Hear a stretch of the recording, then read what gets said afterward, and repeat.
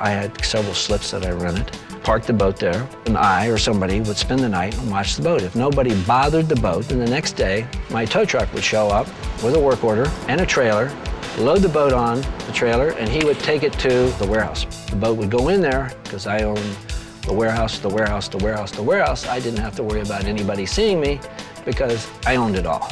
And then we would go in the back, open up the compartment, and load the stuff into the cars. I spent money. Nobody else would do this. These guys came in, they would go to a boat ramp because it didn't cost them nothing, and they would get caught at the boat ramp. What are you doing? Where are you coming from? You know, well, you know, I'm just out fishing, and they'd have a bottle of Coca-Cola that said bottled in Nassau. I mean, dumb. To make sure that there was no dogs, I would take some marijuana or some cocaine, and I would put it in the blender with a little alcohol and just leave the blender on for an hour so there was nothing.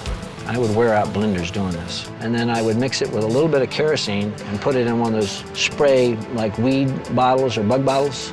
The idea was to spray like the concrete thing around the telephone pole or the big tire that was on the tow motor. Things where if the dog alerted to it, there's no way there could be any drugs. The dog would go alert to a tree or to an old tire that's sitting there. I tried to tell Max every dollar bill that ever came to Colombia, they should have sprayed it so that every piece of money had cocaine on it. Every airplane that came down there, every piece of freight that went out, it needs to go in, they hire somebody to supposedly spray for bugs.